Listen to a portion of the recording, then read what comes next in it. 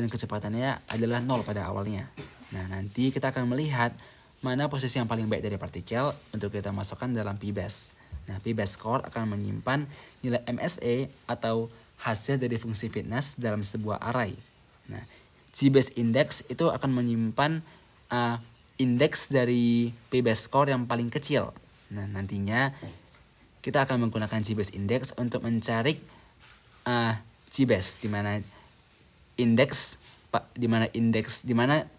nilai p-base dengan indeks g-base index itu adalah nilai dari si g-base begitu. Sementara g-base score akan menyimpan nilai MSE yang paling kecil dari si g-base itu sendiri. Untuk iterasi PSO di sini kita menggunakan dua bilangan acak untuk mengatur pergerakan berdasarkan p-base dan g-base. Nah, nantinya kecepatan partikel akan diperbarui menggunakan formula PSO standar. Nanti posisinya itu akan diperbarui berdasarkan kecepatannya. Jika saat ini partikel memiliki solusi yang lebih baik dari sebelumnya, maka diperbarui. Demikian juga dengan g-base-nya. Kemudian setelah prosesnya selesai, kita akan mengevaluasi menggunakan MSE dan mencari nilai yang paling kecil.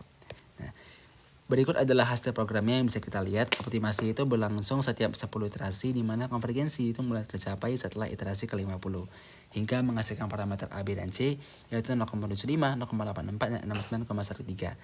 Apabila kita uji menggunakan data testing, kita peroleh MSE sebesar 866,5. Ini adalah visualisasinya di mana data aktual dan data prediksi itu tidak berada pada garis referensi sempurna. Hal ini menunjukkan adanya ketidakakuratan yang bisa kita diskusikan kemudian.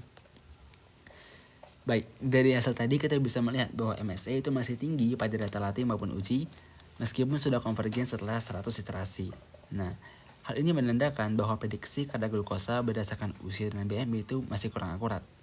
Namun setidaknya, PSO telah berhasil menemukan parameter yang paling baik untuk model regresi. Hal ini bisa kita tandai dengan konvergensi MSE yang stabil setelah iterasi ke-50. Nah, ketidakakuratan tadi itu mungkin disebabkan oleh hubungan yang tidak linear, faktor-faktor yang lebih relevan, hingga keterbatasan model regresi untuk mempolakan data yang kompleks. Dari laporan ini kita bisa menyimpulkan bahwa algoritma PSO telah bekerja sesuai harapan, yakni sudah berhasil menemukan solusi yang paling baik dan konvergen dalam ruang parameter yang kompleks.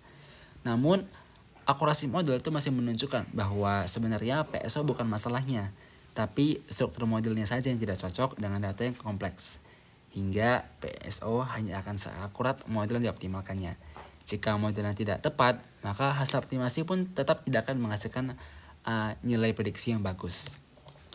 Oleh karena itu, PSO efektif sebagai metode optimasi.